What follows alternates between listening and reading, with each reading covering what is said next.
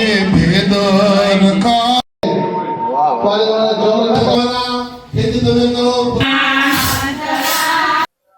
જય માતાજી મિત્રો, કેમ છો? બધા મજામાં છો ને? હું પણ મજામાં છું ને તમે પણ મજામાં દેશો. તો નવા વિડીયોમાં તમારું હાર્દિક હાર્દિક સ્વાગત છે. તો મિત્રો, આજે છે ગુરુ પૂર્ણિમા, એટલે તો પહેલા બધાને ગુરુ પૂર્ણિમાની હાર્દિક હાર્દિક શુભકામના. તો મિત્રો, આપણે જવાનું છે આજ ગુરુદ્વારે, જે અમારે રાણપુરમાં જ અમારો ગુરુદ્વારો છે, બાલાજી મંદિર. તો સરસ મજાની ગુરુ પૂર્ણિમા ઉજવાય છે. તો આપણે અહીંયા જઈશું અને બધી માહિતીનું તમને બધું બતાવીશ. તો છેલ્લે સુધી આ વિડીયોમાં જોતા રહેજો, બના રહેજો. તો ચાલો મિત્રો, આપણે આગળ મળીએ. જો મિત્રો, આજે તૈયાર થઈ ગયા છે ગુરુ પૂનમ છે એટલે મંદિરે આવવા માટે. આ વંશુડો અને શિવા એટલે એ બે પણ આપણે ગુરુ પૂનમે મંદિરે આવવાના છે. ચાલો મિત્રો, ફાઇનલી આપણે પહોંચી જઈએ બાલાજી મંદિર. જો ગુરુ પૂર્ણિમા ઉત્સવ શ્રી બાલાજી મંદિર રાણપુર, મિત્રો બોટાદ જિલ્લાનું રાણપુર છે આપણે બાલાજી મંદિર. સરસ મજાની ગુરુ પૂર્ણિમા ઉજવાય છે. તો આપણે અંદર જઈને દર્શન પણ કરશું અને બાપુના પણ દર્શન કરશું અને ગુરુ પૂર્ણિમા વિશે થોડીક વાત પણ કરશું. ચાલો મિત્રો, સરસ મજાનું તમને પહેલા તો દર્શન કરાવીશ કે આ મૂર્તિ રહી સ્વયંભૂ મૂર્તિ છે બાલાજી મહારાજની. તો બધા કરો બાલાજી મહારાજના દર્શન. બાલાજી મહારાજ બધાની મનોકામના પૂર્ણ કરે. હવે આપણે આ છે બાપુ યોગેશ બાપુ, જે અત્યારે હાલના મહંત છે બાલાજી મંદિરના. તો સરસ મજાના આપણે એમના દર્શન કરીને આશીર્વાદ મેળવશું અને કંઠી પણ આપણે બંધાવશું. તો સરસ મજાના કરો બાપુના દર્શન. અને નાના બાપુ પણ છે, કેશવ બાપુ પણ. તો સરસ મજાનું આપણે કંઠી પણ બંધાવી દઈશું. જો બધા કંઠી બંધાવે છે. તો અત્યારે હાલમાં ગાદીપતિ છે બાલાજી મંદિરના જુગલદાસ બાપુથી લઈને પછી અત્યારે તારા બાપુ છે. સરસ મજાનું આપણે કંઠી બંધાવી લઈશું અને પછી આપણે વાત કરીશું ગુરુ વિશે. ગુરુ બ્રહ્મા ગુરુ વિષ્ણુ ગુરુ દેવો મહેશ્વર ગુરુ સાક્ષાત પરબ્રહ્મા તસ્મૈ શ્રી ગુરુ દેવ નમઃ. ગુરુના પણ આશીર્વાદ લઈ લીધા અને કંઠી પણ આપણે બંધાવી લીધી છે ગુરુ પાસે. ગુરુના આશીર્વાદ પણ લઈ લીધા. હવે આપણે છે ને તમને જુગલદાસ બાપુના પણ દર્શન કરાવીશ. જો મિત્રો, આ છે જુગલદાસ બાપુ, જે સૌથી પહેલા અહીંયા આવેલા છે. આ બાપુ જુગલદાસ બાપુ. આ છે આપણે હિંમતરામ બાપુ.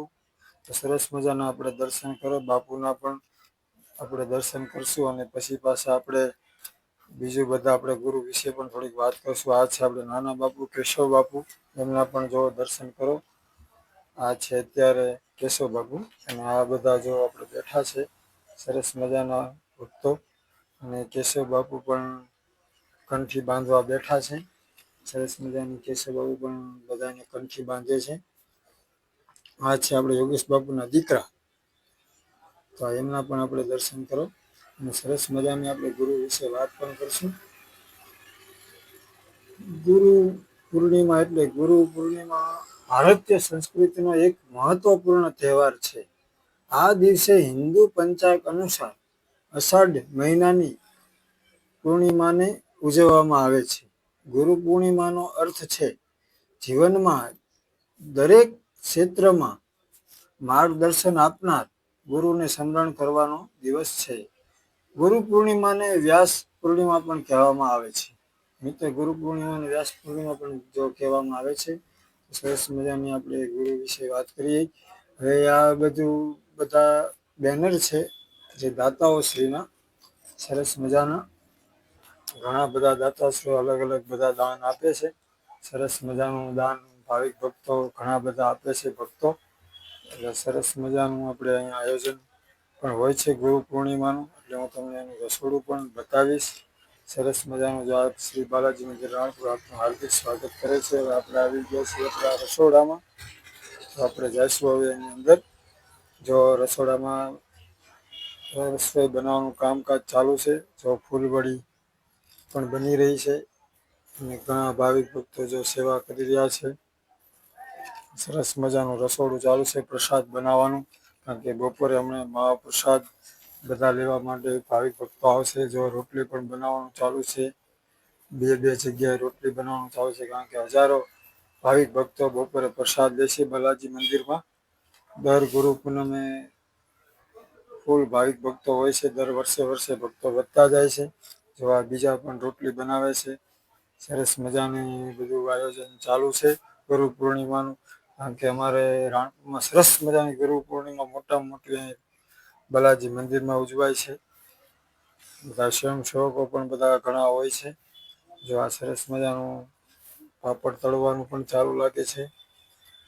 હવે આ બધા સ્વયંસેવકો છે, આપણે બધા 12 ગામથી પણ વધારે છે સેવકો, ઘણા ગામથી અલગ અલગ ગામથી બધા સેવકો આવે છે સેવા કરવા માટે. સરસ મજાની સેવા પણ આપે છે. અને જો આપણે બહેનો બધા થાળીઓ પણ જો ડૂબે છે, સરસ મજાનું આયોજન હોય, બધું વ્યવસ્થિત રીતે બધું મૂકવાનું હોય. બધા જો આ ભક્તો છે આપણે બાપુની સેવા કરવા માટે આવે છે અહીં કણે મંદિરે.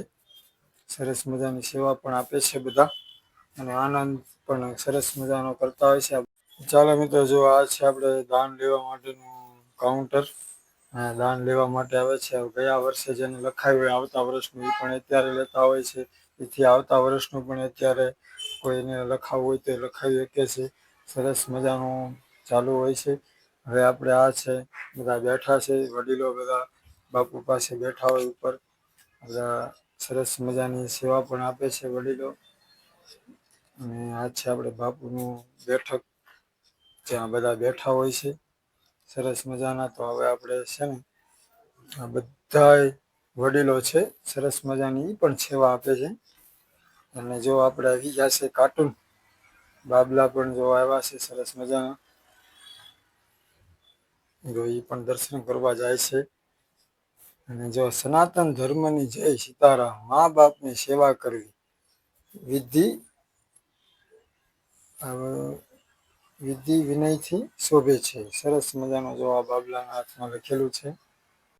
આમું જો ને એક લાખ વાય નહીં ધન સંઘરાય નહીં, એક લાખ વાય નહીં.